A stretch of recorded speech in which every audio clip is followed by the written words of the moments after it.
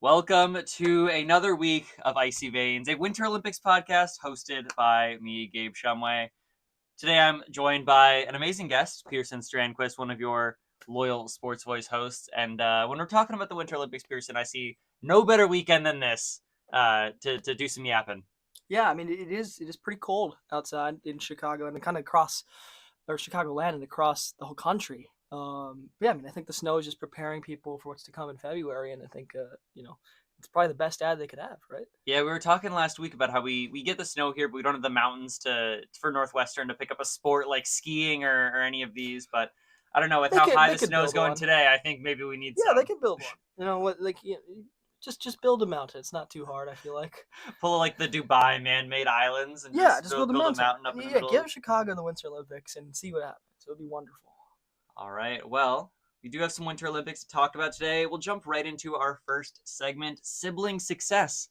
So, Pierson, the Makuga siblings are set to dominate the world of skiing this year.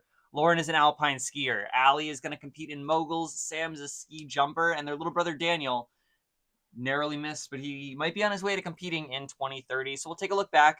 Any year, any sport. What are some of your favorite sibling or family moments that you've seen over the years? Yeah, for sure. I think the one that comes to mind for me, I don't think this was an Olympic race. I think it was like maybe the World Championships of some sort in terms of triathlon. But it was the story of the Brownlee brothers, Mm-hmm.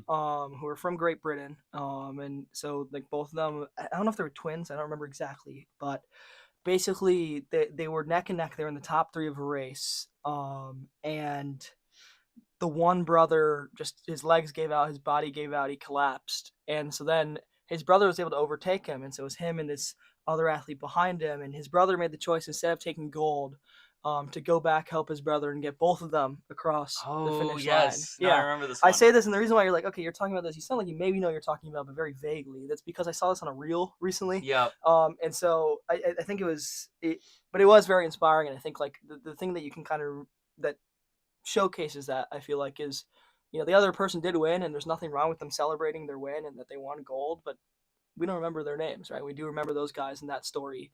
And I think that kind of stands the test of time, is kind of like a lot of these cases where you have siblings in sports, or even if like only one sibling is in the sport, and there's just another sibling doing something completely different. Like there are moments where that it becomes something meaningful. What comes to mind for me is Derrick Rose's number got retired yesterday. Mm-hmm. And obviously that was very emotional for me and a lot of Chicagoans, because the impact he had. But a lot of his speech was talking about the impact of his family, and part of that was about his older brother, who also is named D Rose, which is Yep. fun. So, but I think like that's just an example of kind of just how in sports, the both, whether it's a sibling story within sports or it's a sibling story outside of sports, there's still things that can be inspirational and pretty darn cool.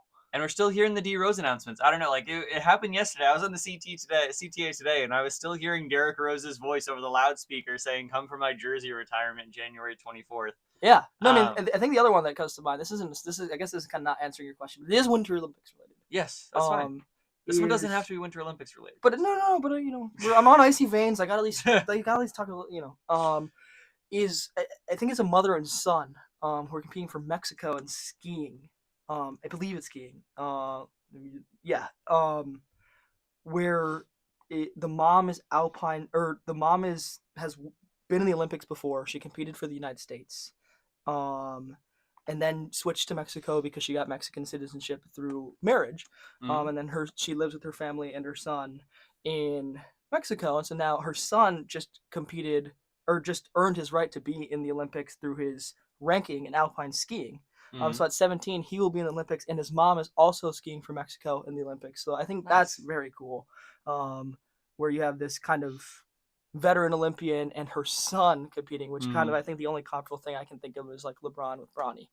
I was thinking like the Griffies. Oh, okay, yeah. That's where he grounded him in the middle of the game and took the car keys. Yeah, that's fair. Sat him on the bench, and yeah, no, that was the one that came to my mind. I feel like you sometimes see the father-son, but it takes like a really special kind of circumstance to be able to see that. I mean, you can make the Wilt argument, but that's all speculation. Yeah, true. But yeah, I think that's a pretty cool story. I think mother and son is like you said, it's unique. Yeah, and even brothers too. We're seeing the Kachucks this year in the Olympics. Yes, that's I feel like the one that from the American lens, people are more excited for. When people aren't introduced to a lot of the Olympic sports, they hear, a few NHL athletes, especially at that level. Connor Bedard robbed, man. Who was that, sorry? Connor Bedard. Oh, yeah. Team Canada messed up. I think their prospects are hurt by the absence of Connor Bedard in that team. Yeah, it's gonna be a lot tougher. We were talking week 1 too on the show about that kind of rivalry, especially coming back. After the Four Nations last year too got so heated. It's awesome. I think it's awesome. I mean, obviously in the final when it was Canada the US, I was rooting for the United States, but there was this very interesting thing of like, and this is still the case now, where Trump was belittling Canada a lot. I mean, not to get super political, but like, yeah, I think the thing that kind of ignited it a lot was, I believe the Four Nations was hosted in the US, right? Or was it hosted in Canada? Let me check. I don't know. All I know is that obviously the tradition in hockey is you play both national anthems when a team from Canada and the United States are playing. Montreal. It was in Montreal. Okay. Oh, Montreal and Boston. Which was the final? I mean, it makes sense. 2 original 6 teams, but finals was Boston. Okay. I should know that. I'm from Massachusetts. It was in the States. But I remember when the United States national anthem came on, all the Canadian fans were booing.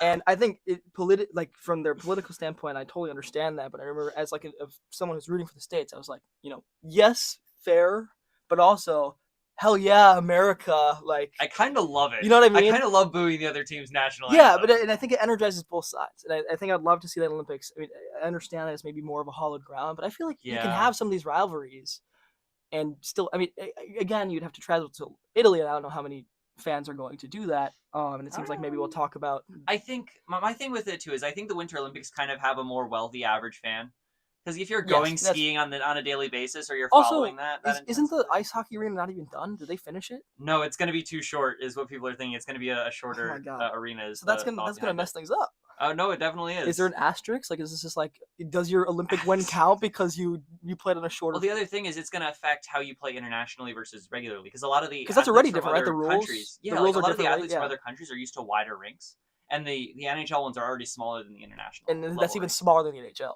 Yeah. How's that? I don't get how that's possible. How's that possible? It's I don't know. Like, man. if you're building a new stadium, how is like the rink not the right size? I don't know. I'm getting flashbacks to Henry Crown yesterday, or Robert Crown yesterday. Where there's the big rink and the small rink, and we were trying to figure out where Northwestern is playing, and they were on the big rink, but Northwestern was on that small rink. It would have been an entirely different contest. It's true. No, yeah. I think the other thing for me that's cool, and I'm like, I'll be rooting for both the U.S. and Sweden. I have Swedish heritage, and so and the funny thing is I don't have U.S. hockey merch. I do have Swedish hockey merch, because the Three Crowns logo is probably one of the most tough logos in hockey, in my opinion. And so I'm torn, because like in the Four Nations, I was kind of rooting for the U.S. because the whole like U.S. Canada thing, but I feel like I have to pull for Sweden. Sweden just won the under 19 World Championships, which is very cool. And I was very happy about that. I was watching that, and Anton Frondell.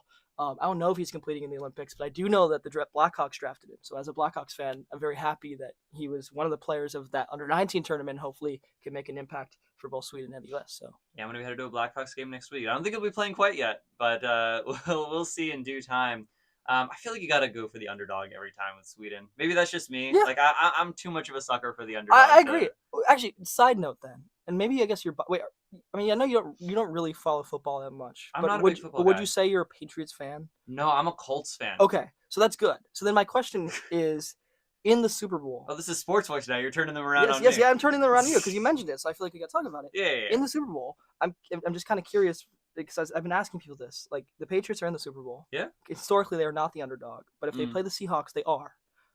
So do you root for the underdog even though it's the Patriots? So here's my thing with the Patriots is I've hated them from a young age. Okay. I hated the Patriots. When I was a kid, they're the underdog though. Yes, but they had like the Deflategate scandal when I was a kid. And I like, whether it was true or not, when I'm kind of a casual fan, I was like, I don't like people who don't play the game the right way. So I quickly jumped off the Patriots train as a kid. But I don't know. I think part of it is like, I don't think I'm the right person to ask, because I'm now like, I have that connection of missing home and being like, oh, do I want to root for the New England team? Okay, fair enough. No, man. No, I know. I think it's going to be a game time decision for me. Fair enough. I don't know. Just when you said underdogs, that's what I thought about. But that's besides the point. All right. We've gone off the rails a little. We'll bring it back a little bit with our next segment. Winter Moments Gone Sporty. So across the weekend, we were talking about this at the start, Pierson. It's been Snowmageddon, especially. That's what they've been saying in New York and New England. We still got a bunch of snow here. My feet are soaked from trudging through Deering Meadow to get here. Sub-zero temperatures galore, and I mean, you've grown up in Chicago. You understand the shoveling out the snow in the morning and all these winter activities, whether fun or chores. So you're the boss now, Pierson. You get to pick any of these wintertime activities, put it in the Olympics. You're gonna win the gold. What's it gonna be? You mentioned shoveling. I feel like I might have to go with that. I like out of anything in these winter. I think the thing I do most is shovel snow. I'm a pro at shoveling snow. Like recently Chicago winters have not had a lot of snow, but when the snow has come back, it felt like for me at least, like the comp I'll use is back when I was in like my tween age and whatever, and I was shoveling. My parents like, oh, go out and shovel the snow. That was my prime, but I'm back in my prime now. I'm back in my prime because the snow is back, and I was shoveling it. And today I was home, and I guess that it was still snowing, so at this point the snow is probably back on the ground. But before I left, it was absolutely spotless because So I think it depends how we're in how we're rating this. Like, okay, is it the amount of snow? Is it how quick you shovel it? I think this is a speed contest. But what is it? But what if you leave some snow? I feel like that's a penalty now. I think are we giving you a bucket of salt too? Yeah, is it like a 10-minute duration? Is the competition to shovel the most snow and just okay, you just get a giant snow and shovel it into an area, or is it the cleanest? Like that. Or is it the cleanest? What if you get but we need to make sure it's conditions where it would not melt. But I think the area is you get one strip of snow that needs to be shoveled. You get a time on the clock. You get 5 or 10 minutes or whatever time period you want to do. And then you just dump as much snow as you can in a bucket, and then at the end you weigh it, and the person with the more weight wins. Interesting. But then what if there's a really icy rock inside the snow, and then you don't know how do you keep it's it even playing fields. Okay. We gotta make sure that there's an even. Still though, I'm taking the gold anyway. Whether it's that, actually we'll have multiple disciplines. That's the one discipline of the amount of snow in the bucket. Yep. Then maybe the cleanest area of snow where there's no snow on the ground, just completely spotless. Mm-hmm. I think I'd also take that. I don't know. Maybe I'm tooting my own horn a little too much, but I do I think shoveling snow. I think maybe I've grown as a person. Where when I was younger, I was like, I don't like shoveling snow. This is annoying. This is a chore. Versus now, it's kind of I can put some music on, put my earmuffs on, and just do it. I don't know. Yeah, I feel like that's me with clearing the ice off your car. When I was a kid and I was my parents had to do that, I would sit in the heated passenger seat and just chill. And now I'm this is kind of relaxing a little bit. No, when you get the giant chunks and then it falls to the ground and splits into a million pieces. And then the when you start driving and then the snow comes off the top of the car and falls backwards. No, I don't let that happen. You don't let that happen? I don't let that happen. Okay, that's good. I watched some news clip as a kid where it showed the ice breaking through the person's windshield that was left on the top of their car, and that scarred me. So now your car's spotless every time. Oh no, my car must be spotless before I leave. Okay. Oh, I've been late to important things because it must be spotless. I mean, honestly, fair enough. I feel like the thing that I do is for example, the purely aesthetic things. I'll clear off the front of the car, even though that really doesn't matter. Yeah. I want you to be able to see the license plate and the front of it. I don't know. It's very picky. But yeah. Fair enough. Okay, so it seems like we're in agreement there. Yeah. What would you do? What would I do? What would you choose? I feel like I just gotta I feel like sledding is too similar to luge. My first thought on this was just sledding down a hill as fast as you can. But I feel like that is just luge. I got a toboggan when I was a kid. Okay. I grew up yard sailing. So my dad and I one time were at a yard sale in the summer and we got a giant inflatable toboggan. Okay. And then we just went to the nearby high school, which has a giant hill in the winter. That's fun. So we're on a $2 toboggan from someone's basement that sat there for 10 years. And oh my gosh, was that fun. And then aren't there the maybe not in the urban area but aren't there the courses too where it's it's a water slide but instead you're on a toboggan? I've not tried these before. If that doesn't, I don't know if that exists. It might. If it does, I think that'd be pretty fun. It probably does. But then I guess that is kind of more skeleton or luge or something. But yeah, I don't know. Well, I don't know. I'll win the silver in shoveling, I guess is what we'll go with then. All right, moving on. Got our third segment of the day. This year, especially with the Winter Olympics they're saying Milan Cortina. We have 2 mascots because of it, the Olympics and the Paralympic mascot. But it's in 3 separate Italian regions. So all over that kind of northern part of Italy, events are scattered to the winds. So let's discuss. Is it too spread out? Is it good to bring the games into a central location? Because of it too, we have multiple cauldron lightings. We have multiple, we have, I believe, 4 flag bearers this year. Are they doing too much? Are they doing just enough? Wait, so there's gonna be multiple opening ceremonies at the same time? So yeah, there's going to be 4 flag bearers and then a cauldron in both Milan and Cortina. Wait, so this every year. team gets 4 flag bearers, basically, is what you're saying? Or wait, are you talking about? I'm saying like the Olympic- overall, like the Oh. cauldron lighting at the very start okay, of it. okay. But like, how does the opening ceremony work? Is everyone still at the same opening ceremony, or is it like there's multiple? I think it's depending on the sport. There might also be an Olympic and Paralympic one. I'm not. Well, like, gone because this like, deep. okay, it's like, for context, my favorite thing as a kid, I used to watch them on like the opening ceremony, and like the cool thing for me, like, seeing all the countries with their flags and stuff, and all the athletes there. But like, are they separating the athletes that are in Cortina versus Milan, or is it all like, okay, the opening ceremony is in Milan, and then we'll move somewhere else?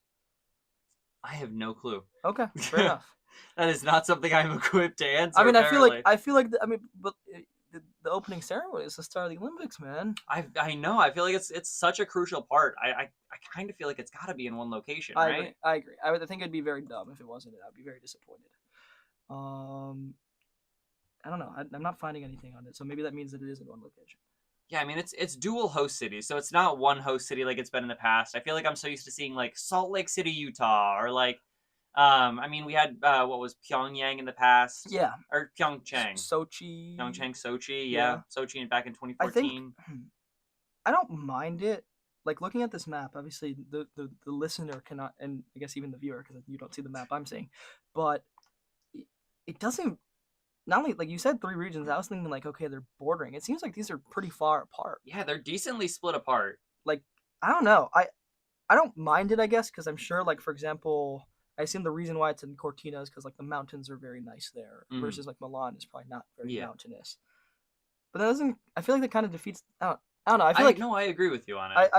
I think it might be cool. Like, I'm sure the mountains are cool. Like, it will be cool, like, shots. Like, maybe that, wasn't it like the surfing in the Summer Olympics was like Hawaii or something, in that, or like somewhere, or in Tokyo. It was like, or it was just somewhere other than Tokyo. I remember, because I remember Colin Jost was like the correspondent for NBC there, or maybe it wasn't. Why was Colin Jost? I don't know. That's why I remembered it. I don't know. It was Surigasaki Beach in Chiba, Japan. Which is, so it was a little bit different. Is that far? Was it was Tahiti. It was Tahiti. Sorry, Paris. Yeah, Paris. Paris. It was in Tahiti, which is in French Polynesia, which is nowhere near Paris. Yeah. So that's what this reminds me of. I don't know. I don't know how the surfing athletes felt about that. I think it's different when there's one sport that's specifically designed for that, though. Like, I get that there's certain sports that are mountainous and certain sports that aren't when it comes to something like the Winter Olympics, but I think you have to find a location where you can do that centrally. My issue with it, too, is, like, I feel like in the Summer Olympics, you have so many sports, and you're going to get a lot of fans, and you're going to get this flood of tourism to these major cities, and that's a big reason why they do it. Mm-hmm. But there's so much less of an incentive for the Winter Olympics to be hosted because there are fewer sports. There's less of that dedicated fan base that you see. So from a viewership standpoint, and from the perspective of these cities, if you're trying to get people involved and trying to get fans to go, how likely are fans going to be to want to go if they have to go to one location for one, they have to get a rental car, go to this other location for another? Well, I feel like for Milan and Cortina, it feels like that might not even be doable.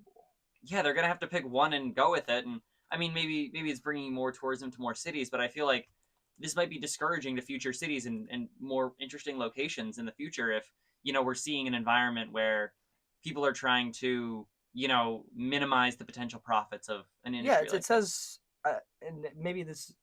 It says that from Milan to Cortina, the drive is 5 hours. 5 hours is crazy. Which is, I feel like that's too far. Yeah, I mean, it doesn't look as far on a map, but it's also the mountains. It's so much longer to drive through the mountains with all the twists and turns. I guess to answer your question, since we're kind of talking about it without saying a definitive thing, I feel like, no, I don't like it. I won't know until I see how it plays out in this Olympics, because I feel like this is the first one that they've done it like this. And maybe part of that is because they saw it be successful with Paris and Tahiti. Granted, that was one sport, like you said. However, I feel like there is something to be said about just like it being in one city and it being cool, because then you can fly into the city and then one day you can see some skiing, and maybe that's like a 30-minute drive from the center of the city. But then you could also, see some curling indoors in like some stadium in like the center of town. I don't know. Yeah. I would like that more. I feel like if you're going to spend the money to go to the Olympics, it's maybe a little bit unfair to then be like, okay, let's do like 15 different places that are not close to each other. Like, it's one thing for it to be like, oh, the city is very long city. Like, I remember in Rio, it was like some of the things were like an hour away, but it was still like within city limits. I feel like that's different. I feel like the one thing though that I do like about it is for the local Italian fans. True. Okay, yeah, that's fair. I just feel like maybe I'm biased because I'm not Italian. So that Exactly. No, like yeah, I think we're coming at this from an yeah, international perspective, but the more I'm thinking about it too, it's like if you're like imagine being like a 10-year-old kid in Cortina, right? uh-huh. Who's like my like tiny, well not tiny, but like comparatively to a large stage, my smaller city doesn't get this wide acclaim and you get to see the Olympics come to your city. I do feel like it's really cool being that it's And spread across all interestingly, these looking at regions for the this, locals. when the bidding happened in 2019, Milan Cortina beat Stockholm in Are, which means that the Swedish bid was also 2 cities in 2 regions. I mean, I think it's slightly different with Sweden though, just because it's not a really mountainous place. I And mean, yeah, you need mountains for some of these locations and sure but I still feel like that means that the whole like idea of the process was that that this was planned to be a multi-city thing no matter what in Europe. perhaps, yeah, maybe it's just I mean, again, it's something that And hasn't Europe, really been seen yeah, that much before yeah. that you have to try and get a little more used to. But I don't know. I think of Sweden and I think of these flat plains, and it doesn't seem as suitable for something like skiing. You Wait, know? so the next one's in the French Alps. How far away are those? Yeah, that was going to be the next thing to figure out. Is we have the French Alps, and then we have I believe it's Salt Lake City in the year that follows. Yeah, in 2034. Yeah. But the French Alps is just incredibly vague, so it could be over Oh, because a like that fairly goes like wide what from region. like the top, like the bottom of Switzerland all the way to Nice, Yeah, right? it's fairly far. I mean, they haven't announced the specific locations I believe that everything is going to be taking place in. So we'll have to see specifics more as they come. I mean, heck, we're still not sure about what's happening with the hockey arena, right? Um, but I think it's going to be something that we're going to have to see as it gets closer with the French Alps of how exactly we're going to see that take place. Fair enough. Fair enough. Well, since we're speaking so much about cities, we might as well jump right into the final segment of today's program. We're going to be drafting locations for the Winter Olympics. Let's go for I think 5 picks each is fair. Okay. I think 5 picks is solid with the time we have remaining. Give us a little minute or so explanation of your picks. Pierson, would you like the first one or would you like to defer? I would like to defer. I want to see what you go with. All right. So my thought is we need a place that has some cold weather that is fairly mountainous, or that can be in somewhat of close proximity to the mountains. And I'm kind of looking at this like southeastern Europe into Western Asia sort of region.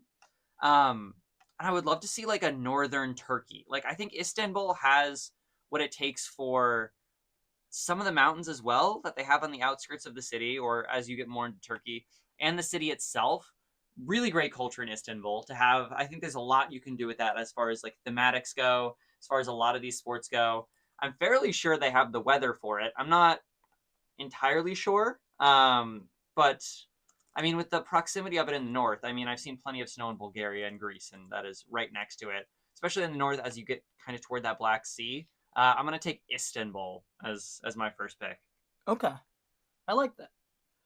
For me, I think I'm gonna go maybe close to home, but also not close to home. And I think I'm gonna go with Anchorage, Alaska, Ooh, because I'm thinking like, you know, it doesn't have to be Denali or Mount McKinley.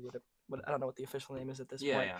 but I think like Anchorage. I've been to Alaska before, and I remember that like Anchorage is surrounded by a bunch of mountains. Mm-hmm. So I feel like one, it's a city where there is like the infrastructure there, and they have like, for example, they have like an ice hockey arena for University of Alaska Anchorage. They have a lot of this infrastructure already built, and I assume they also have skiing infrastructure. I don't really know what the ski culture is in Alaska. I mean, it's certainly cold enough to get some skiing But going up there. but I feel like that'd be kind of unique.